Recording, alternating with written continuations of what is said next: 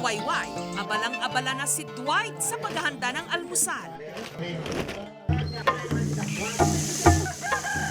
Hindi para sa kanyang sarili, kundi para sa mga espesyal niyang kaibigan. Tuwing umaga kasi, pinapakain ni Dwight ng saging. Moik! Moik! Moik! Ang isang tropa ng mga unggoy.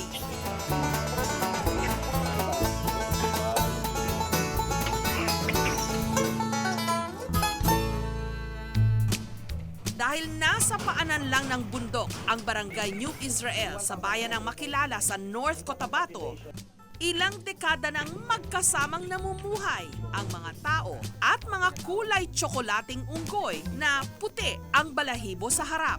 May mahahaba rin itong buntot na karaniwang singhaba o mas mahaba pa sa kanilang mga katawan. Ito ang mga Philippine macaque. Kaya napakainin natin ng maaga para maaga rin sila magpasyal. Punta dyan sila sa mga bahay, tapos magdadabog-dabog dyan.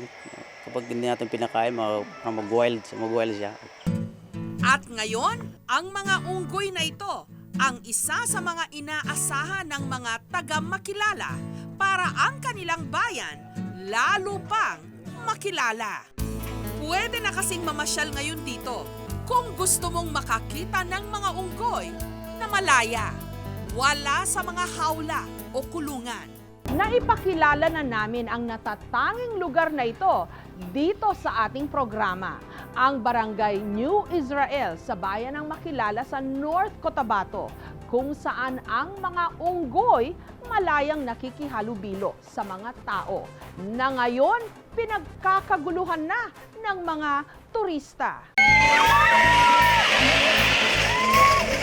Dumadagsa ang araw ngayon ang mga turista mula nung nagbukas nito lamang Hulyo ang itinayong zipline dito sa New Israel.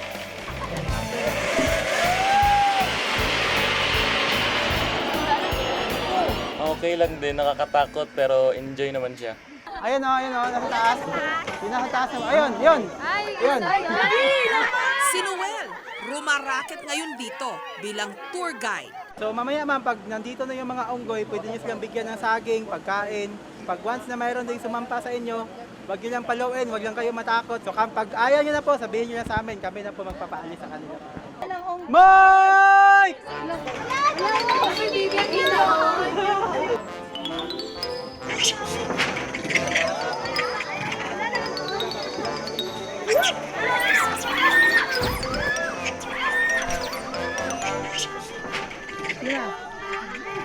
Dandahan lang sir, ano lang, sige, hawakan mo. Pag lumingon sila sa inyo, alisin nyo na agad yung kamay mo, tapos wag na kayo tumingin sa kanya. Oh, wag na matakot, pa-picture lang yan sila, pa-picture lang. Sige, bigyan. Kindi, kindi.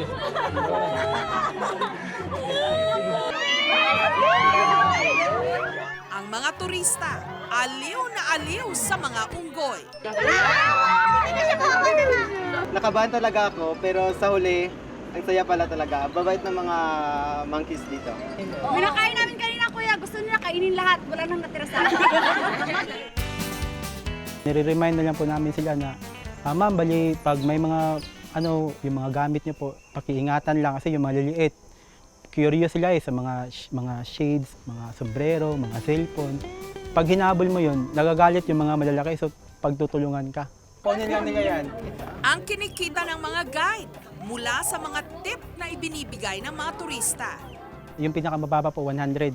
Pero usually po, nasa mga 150 hanggang 200. Minsan naman po, na yung mga 400. At dahil wala ring ibang tindahan sa lugar, kumikita si Aling Lovely ng mahigit 4,000 pesos kada linggo sa kanyang maliit na kainan. Malaking tulong talaga ang isang tourist spot sa mga tao. Kabuhayan, lalo na sa iba't ibang lugar, hindi sila makakita ng mga monkeys na parang nandito lang sa community nagtira. Ang curiosity ng New Israel is yung religion nila. Hindi siya sinadyang maging tourism attraction yung unggoy actually. Ang unggoy ang catalyst bakit nalagay ang zipline dito, bakit nalagay sa map ng Pilipinas ang Makilala, specifically New Israel. dahil sa mga unggoy. Na-adapted na sila doon sa environment, tsaka accepted naman sila nung tao. At the same time, meron naman food na pinoprovide sa kanila. Yung mga monkeys naman yun, nakakawala. Wala naman nagre-restrain sa kanila. So, I believe, hindi naman nakaka-stress. Kasi, for the reason na kung stressed sila, they wouldn't stay in that place. 2008 nung una naming itinampok ang komunidad na ito sa New Israel. Si Mike IV ang nagahari-harian noong unggoy o alpha male. Pero may bago na pala ngayong hari o sika. Ang anak ni Mike IV na si Mike V.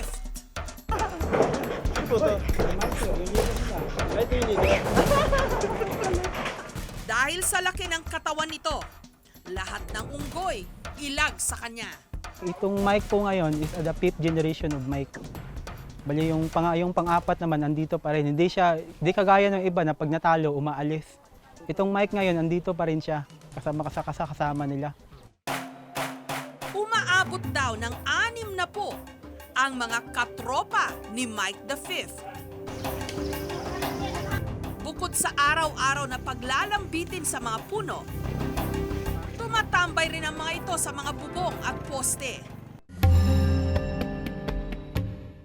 Pagdating ng takip silim, buong tropa ni Mike V sa iisang lugar lang umuuwi. Ang bubungan ng bahay ng tour guide na si Noel. Yung time na naglalaro sila paggabi, minsan naistorbo din pero okay lang kasi nasanay na kami sa ingay nila. Natatakot minsan pag yung malalaking unggoy na pumapasok pero pag maliliit lang kaya naman. Mike!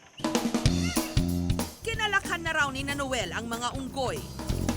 Namulat silang pagala-gala lang ang mga unggoy sa kanilang komunidad. Kaibigan namin yung mga unggoy dito, sir. Minamahal talaga dito ang unggoy. Ako ka ba? Pati nga ang aming crew, hindi pinatawad ng mga unggoy. Talong ka dyan. Oo, nagultaw, sumampa sa likod ko. Niniutuan ako kinakalkal yung anit ko. Bait sila, bait. Nakakatuwa nga silang pagmasdan. Pero sakit ng ulo din daw para sa ilan. Nakakasira raw kasi ang mga ito ng mga halaman at bulaklak. Lalo na kapag sila'y nagharutan. Si Noel nga, nalingat lang sandali, nasalisihan na ng mga unggoy sa kanyang bahay. Pag nakapasok sila sa loob, talagang parang dinaanan ng bagyo yung loob ng bahay. Kahit na ano pa yung ginagawa ng unggoy sa amin, hindi naman sila pwedeng saktan. Kaya naman karaniwang ang mga bintana rito. May screen para hindi pasukin ng mga unggoy. Ang bahay ni Noel, hindi lang screen ang inilagay. Pinako pa namin para if ever na masira yung screen sa labas, hindi pa rin nila may tulak para safe pa rin sa loob, hindi sila makapasok. Mga residente na rin mismo ang mga magpapaalala sa mga turista. Huwag masyadong maaliw sa mga unggoy dahil ang ilan sa mga ito nangangagat. Si Darren, nakagat na ng unggoy ang kanyang daliri. Binibigyan ko sila ng pagkain noon, tapos nilalaro ko. Nang nagalit, kinagat yung daliri ko. Munti ko nang batuhin ng bato, sir. Nagalit ako, sir. Bakit ako kinagat? Nilalaro ko lang man sila. Kaya nadala na siya. Hindi na nakikipaglaro sa mga ito. Kasi nung tour guide pa ako, malapit talaga sila sa akin. Iingat na ako kasi ayoko nang makagat. Maganda ngang atraksyon para sa mga turista. Ang mga unggoy ng New Israel, makilala North Cotabato. Pero sana'y mapamahalaan ng mabuti at maayos ang pakikihalubilo ng mga turista sa mga unggoy. Para mapanatili ang natural na pamumuhay rito ng mga tao, pati na rin ng mga unggoy.